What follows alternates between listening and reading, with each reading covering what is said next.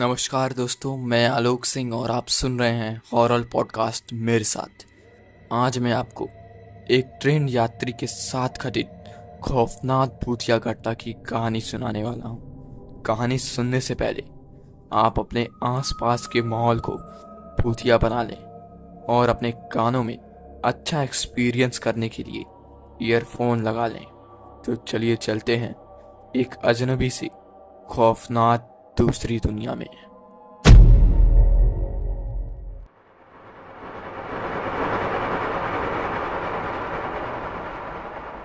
Train अपनी गति की रफ्तार से चल रही थी। रात का समय था, तेज बारिश और आसमानों में बिजली कड़क रही थी। ट्रेन की खिड़की से ये नज़ारा देखकर और भी खौफनाक लग रहा था।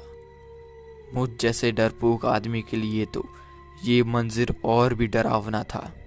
थोड़ी ही देर बाद ट्रेन की पहियों की रफ्तार कम हुई और एक स्टेशन पे ट्रेन जा रुकी।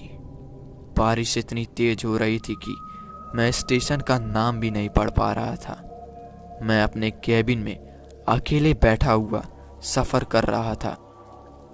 तभी मेरे कैबिन में एक अनजान सा यात्री आ बैठा और मैं आगे की सफ़र उसी के साथ बातचीत करके काट रहा था। वार्तालाप करते करते आगे का सफ़र अच्छे से कट रहा था। उस अनजान यात्री के साथ मेरी अच्छी दोस्ती हो गई थी। हम दोनों आपस में काफ़ी वार्तालाप कर रहे थे। वार्तालाप करते करते हम भूतों की बातें करने लगे। उस व्यक्ति ने मुझसे एक सवाल किया, क्या आपको भूत प्रेत में विश्वास है? मैंने उसे हंसकर जवाब दिया, हाँ, मुझे भूत प्रेतों में काफ़ी इंटरेस्ट है। तभी हम दोनों के बीच में भूत प्रेतों की बातें होना चालू हो गईं और आधी सफ़र तो हमने भूत प्रेत की बातें करते करते गुजार दिए। आधी रात में हमें नींद आने लगी। वो व्यक्ति अपने सीट पर जाकर सो गया और मैं अपनी सीट पर सोने लगा। जैसे ही मैं अपनी नींद की गहराई में गया, मुझे महसूस हुआ कि कोई मेरे आंखों पर जलती हुई कोई चीज़ रख रहा है, जिससे मेरी आंखें जलने लगी थी। जैसे ही मेरी नींद टूटी, मैंने देखा कि मेरे कोच में हम दोनों के अलावा कोई नहीं है और वो अनजान यात्री अपने सीट पर सो रहा है। ये देखकर मुझे थोड़ा सा अजीब लगा।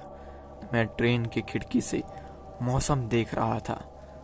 मौसम काफ़ी खौफनाक हो रहा था। बिजली की कड़क की आवाज़ वातावरण को और भी डरावनी बना रही थी।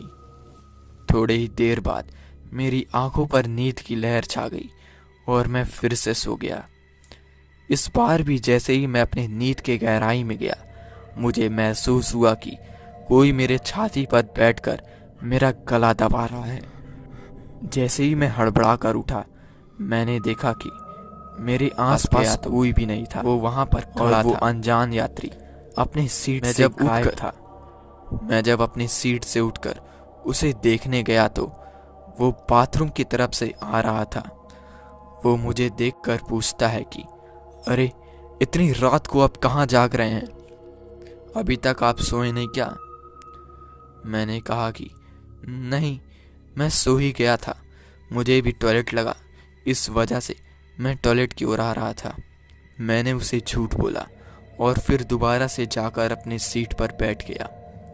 वो अपनी सीट पर जाकर फिर से सो गया और मैं अपनी सीट पर बैठकर अपना फ़ोन चलाने लगा। अब मुझे पता नहीं क्यों हल्का हल्का डर लग रहा था। मेरे दिमाग में सिर्फ भूत प्रेतों की बातें अब गूंज रही थी। मैं सोच रहा था कि मेरा गला कौन दबा रहा था। जरूर कुछ तो गड़बड़ है। ये सोचते सोचते मैं बोगी के गेट पर जाकर खड़ा हो गया। तभी मुझे बाथरूम से किसी के हंसने की आवाज़ आई,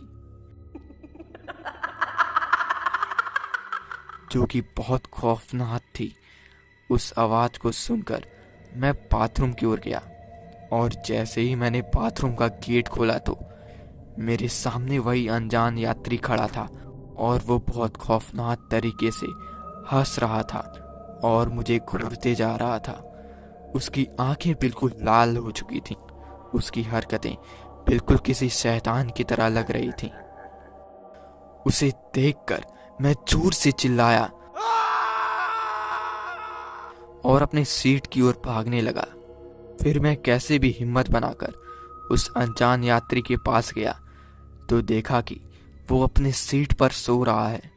उसे सोते देखकर मैं हैरान हो गया और उसे उठाकर पूछा कि अरे भाई साहब, आप यहाँ पर सो रहे हैं?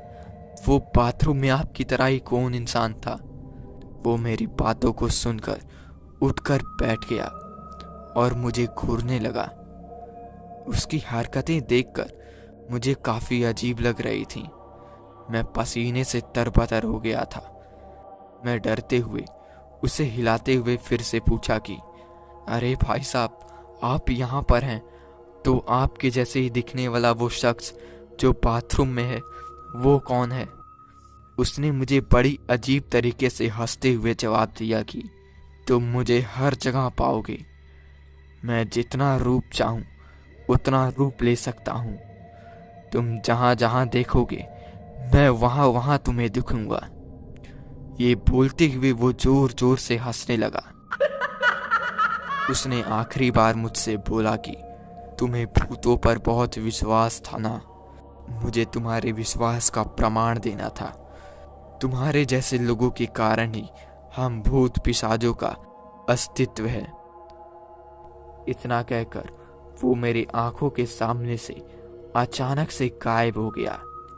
मैं डर के मारे अपने सीट पर जाकर बैठ गया और उसके बारे में सोचते रहा। तभी थोड़ी देर बाद मेरे कैबिन के अंदर टिकट निरीक्षक आता है। उसका चेहरा देखकर मुझे बेहोशी छाने लगी, क्योंकि इस टिकट निरीक्षक का शकल बिल्कुल उस खौफनाक आदमी की तरह ही था।